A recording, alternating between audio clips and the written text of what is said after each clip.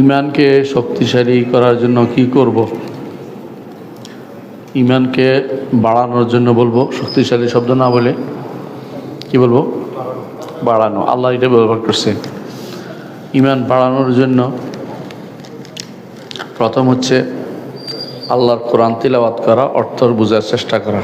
আল্লাহ এটা কোরআনে উল্লেখ করছে, ওয়াজিয়া তুলিয়াত আলাইহিম আয়াতুহু যাদাতহুম ঈমানা। পরীক্ষিত সত্য, কোরআন পড়বেন, অর্থ চিন্তা করবেন, আল্লাহ আপনার ঈমান বাড়বে, শয়তান ঢুকার রাস্তা বন্ধ হয়ে যাবে। পরীক্ষিত সত্য, এক নম্বর কাজ। দুই নম্বর কাজ হচ্ছে সালাতগুলো জামাতের সাথে তাকবীরুল্লাহর সাথে পড়বেন। সালাতগুলো জামাতের সাথে তাকবীরুল্লাহর সাথে পড়বেন, এতে আপনার ঈমান বর্ধিত হবে। সালাতগুলো জামাতের সাথে পড়বেন, কথা বুঝতে পারছি?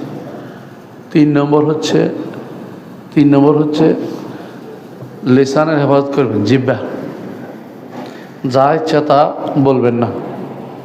একটা কথা আপনাকে জাহান্নামে নিয়ে যেতে পারে, একটা কথা জান্নাতের হতে পারে। দেওয়ান এবং একটা আল্লাহ সন্তুষ্টি অসন্তুষ্টি কোনটাতে যাচ্ছেন, জিহ্বার হেফাজত করবেন।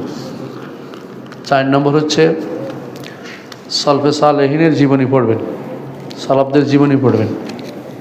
আগে যারা চলে গেছে তাদের জীবনী পড়বেন। আমাদের আগে চলে গেছে যারা সম্মানিত সালফে, কারা কারা?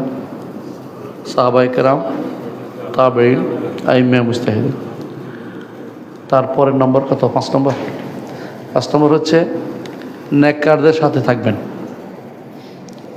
ভালো মানুষ থাকলে আপনাকে ভালো কথা মনে করে দিবে, নামাজের কথা। আর যে কোনো দুষ্ট মানুষের সাথে আপনার খেলার কথা মনে করে দিবে।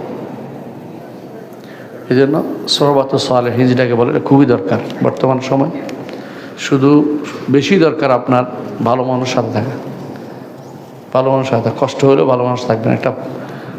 আর একটা পরিবেশ তৈরি করবেন যেখানে আপনার ঈমান রক্ষা করতে পারেন। কথা বুঝতে পারছি? ইনশাআল্লাহ ভালো কাজে লাগবে। এরপরের প্রশ্ন হচ্ছে মৃত্যুর সময় ঈমান নসিব হওয়ার জন্য কী কী আমল করব? মৃত্যুর সময় ঈমান নসিবের জন্য দোয়া করবেন। ঈমানের উপর মৃত্যু দোয়া করো, রব্বানা লা তুযিগ কুলুবানা বা'দা ইয হাদাইতানা ওয়া হাব লানা মিন লাদুনকা রাহমা ইন্নাকা আনতাল ওয়াহ্হাব। আর মৃত্যুর সময় ঈমানের জন্য একটা বড় কাজ হচ্ছে অহংকারী হবেন না। অহংকারী বুঝেন? ঈমান আনার পরে বড় আল্লাহর ওলি নাম লেখাই পেল, অহংকারী হলে নিচে পড়ে যাবে।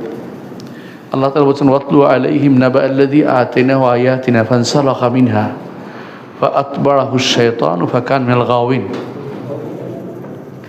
ওয়ালাউ শি'না লারাফা'নাহু বিহা ওয়ালাকিন্নাহু আখলাদা ইলাল আরদি ওয়াত্তাবা' হাওয়াহু। আল্লাহ তাআলা বলছেন যে একজনের ঘটনা বলছেন কোরআনে কারীম। কেউ বলে বালাম বিন বাউরা ওর নাম, এবং ঘটনাটা শুদ্ধ।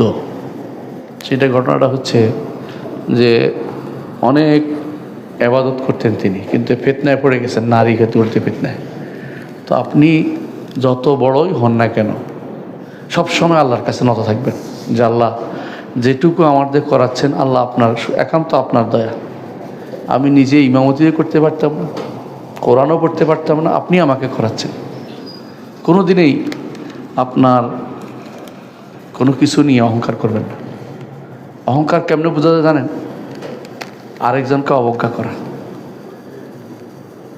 আপনি যখন বলবেন যে আমি পণ্ডিত আর কেউ নাই, তাহলে অবজ্ঞা করছেন আপনি। আপনি আমভাবে কথা বলবেন ব্যক্তি সম্পর্কে, কোনো ব্যক্তি সম্পর্কে সমালোচনা করলো, ব্যক্তির সমালোচনা যদি আপনি এমনভাবে করে আঘাতমূলক করেন, এটার জন্য অবজ্ঞা করেন, আপনার জন্য কিছু একটা অভ্যাস। এই জন্য আমি যদি ঈমান নিয়ে মরতে চাই, সাবধান, অহংকার যেন না আসে। ঈমানি অহংকার যেন না আসে। আমি আলেম, আমি এইটা, আমি ওইটা, আমি এই পারি সেই পারি, এটা অহংকার যে আসবে তার খবর আছে। কারণ আল্লাহ তাআলা এই অহংকার কোনোদিন পছন্দ করেন না। এই জন্য মৃত্যুর আগ মুহূর্ত আপনার ঈমান চলে যেতে পারে। নিজেকে সবসময় বিনয়ী রাখবেন আল্লাহর কাছে।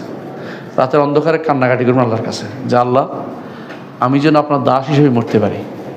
আমাকে দিয়ে আপনি যে কাজগুলি করিয়ে নিচ্ছেন, করাচ্ছেন, ইবাদত করতে পারতেছি, সালাত আদায় করতে পারতেছি, একান্ত আপনার দয়া। আমি এটার হকদার না, আমি হক নিয়ে আসিনি, আমি দাসত্ব করার জন্য এসেছি। এটা মাথায় রেখে কাজ করে যাবেন ইনশাআল্লাহ। ইমান নিয়ে মারা যাবেন, নাহলে মৃত্যুর সময় বিপদে পড়বেন, সন্দেহ থাকবেন, বিপদে পড়বেন।